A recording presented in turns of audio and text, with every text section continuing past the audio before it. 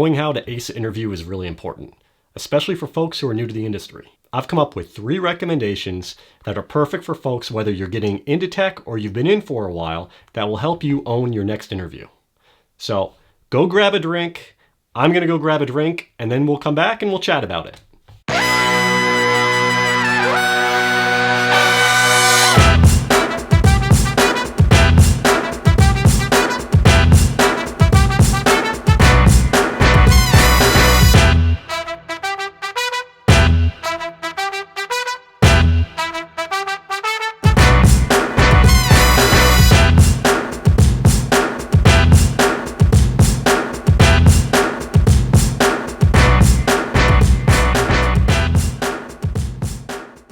Hey everybody, what's good? What's going on? JB here with another CyberInsight video.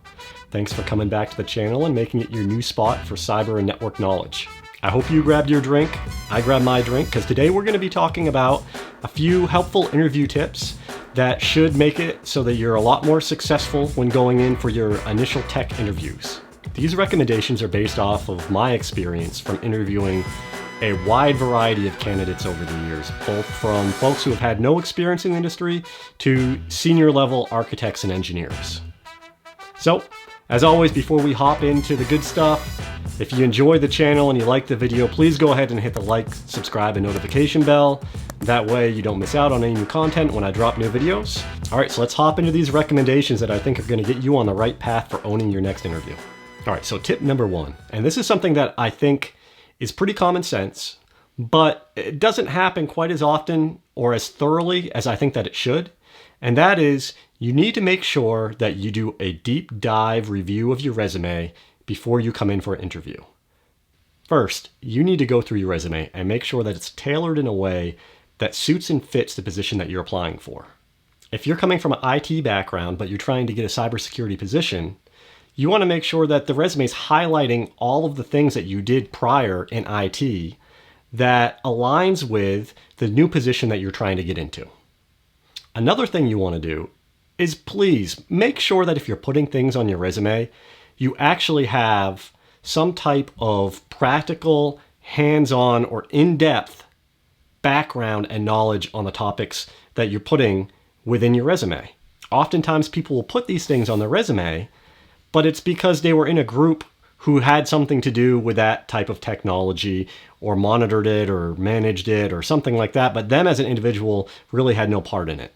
So you need to articulate that in a very specific way so that it doesn't cause the interviewers to bring up questions that you aren't able to answer and then kind of puts you in a rough position through the rest of the interview because you're already behind the 8 ball at that point.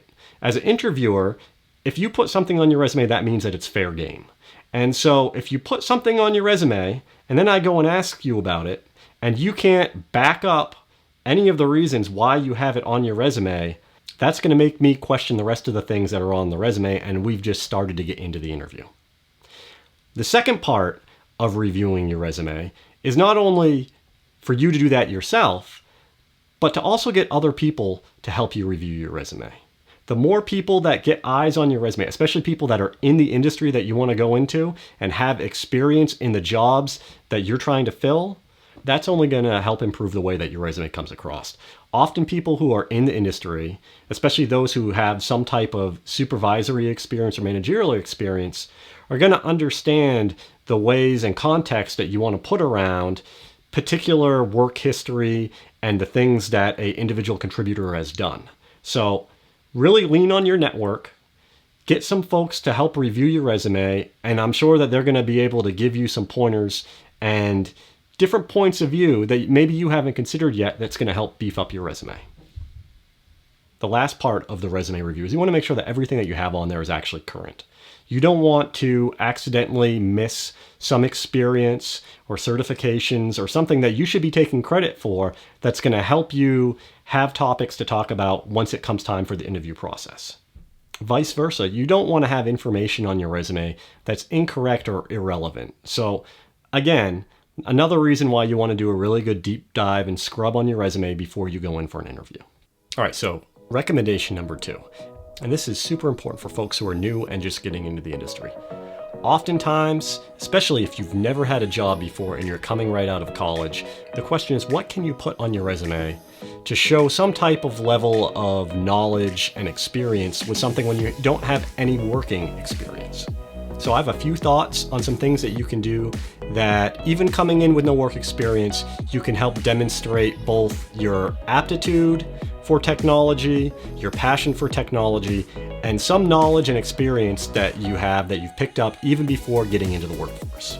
And the first thing with this is something that sometimes people don't think about, and that is it's okay to put experience on your resume even if it didn't take place in the workplace. So what I mean by that is if you have a home lab and you're building out a cyber monitoring solution where you have various types of monitoring servers and scanning servers and vulnerable hosts and network infrastructure, and you have all these things and you've done this at home and you're using this to learn, this is super, super valuable information and super valuable experience that, while it didn't actually happen in the workplace, it's something that gives you knowledge that you can actually take and use in a work environment. It's applicable knowledge. So don't sell yourself short on that by not claiming that. Put that out there. Talk about that. Because realistically, if I'm looking at a resume of somebody who has a list of work experience of things that they've done, but can't really talk through any of that, versus somebody who has a resume, is coming straight out of college, doesn't have any work experience, but is super passionate and talking to me about all the different tools that they've built out and the different types of testing that they're doing, well, I'm going to have a much better feeling about that junior person who's coming out of college, who is showing to me just through this conversation that they have this burning desire to learn and integrate the information that they learn in a book or videos into real world actionable experience. So don't leave that out. Don't sell yourself short. So kind of coupled with that, besides building out labs and things like that, if there's anything where you're picking up information, whether it's you're going to conferences, you're getting involved in organizations, you have kind of these extracurricular types of experience that isn't quite your typical work experience, don't sell yourself short with that. These are things that will position you as somebody who digs in, is a go-getter, is interested in all of these things, is trying to make themselves better. So really, when it comes down to it, as I said, knowledge versus experience. If you actually are doing it, but you aren't doing it in the work environment, you need to get that on your resume. You need to talk to the people that are interviewing you. You need to claim that because you've put the time in, you've learned those things. Don't leave that off the table because that's going to be something that is going to be a differentiator for you. So that brings us to recommendation number 3. And that is, you really need to own the narrative from the beginning of the interview. You need to change your perspective and realize it's not just people asking you a bunch of questions. You are there to tell the story of yourself and your experience. When you're doing that, that means you need to lead the conversation. If there's ways that you can talk about additional experience, especially when describing one project or technology and how that interrelates with other technologies and other projects that you worked on, when you're able to do that, you're able to show that you understand how all these things work together.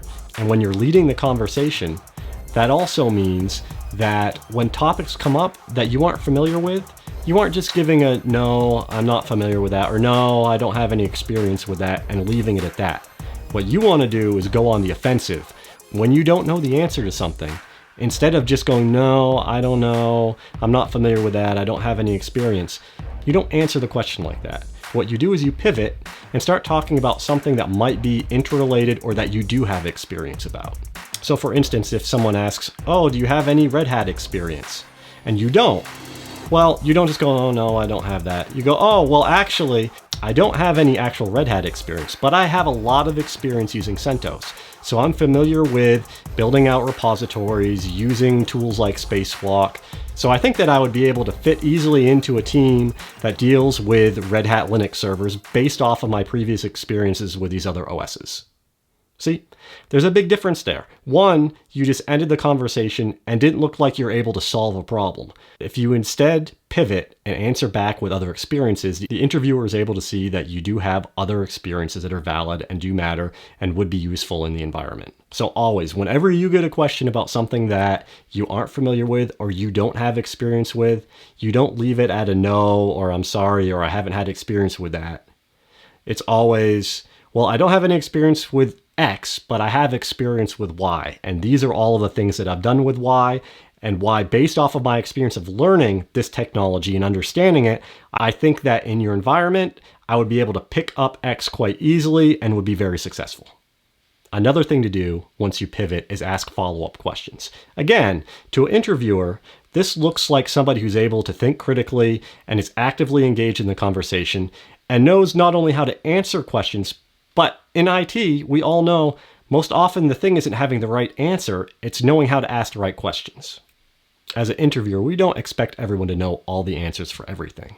But when somebody is able to pivot and they ask other engaged questions, what that shows to me is that they're able to think critically and that they're a problem solver. And that's somebody who I want to work with. I would much rather have somebody who, when they come in, doesn't have a whole bunch of stuff on their resume, but is able to ask the right questions and talk about other applicable experiences, then bring in somebody who checks all the boxes on the resume, but once you start asking them questions about technology or tools or about their certifications, you end up finding out that their knowledge level is just right on the surface. So I hope that these 3 recommendations are useful to you. I hope you use these to improve your resume and get ready for your next interviews. Remember, you want all the information on your resume to be reviewed and current and applicable to the position that you're going after. 2, you want to make sure that you're giving yourself credit for all of the studying and experiences and lab things that you're doing outside of the workplace, especially important for folks who are new and just getting into IT and cyber. And 3rd, you want to make sure that you are controlling the narrative once you go in for that interview. You are trying to sell yourself. You are telling the story of yourself. So don't get confused by the questions. Don't get distraught because they asked you a question about something that you don't know. Instead of talking about the things that you don't know, you pivot and you talk about your experiences and things that you do know and how those things, while maybe not exactly what the particular job position is looking for, shows that you are a problem solver, you're able to study and learn new technology, and that you'd be able to take those skills and implement them in their environment. As always, if you have any questions or comments, drop them down below. If you still have any of your drink left, then hey, cheers. Hit me up in the comment section down below if there's any topics you want me to cover in the future. Again, hit the like, subscribe, and notification bell. That way you don't miss out on any new content. Take care of your friends, your family, your community. Stay safe, stay healthy. We're all in this together. I hope you crush that interview next time you go for one. We'll talk soon. Take care.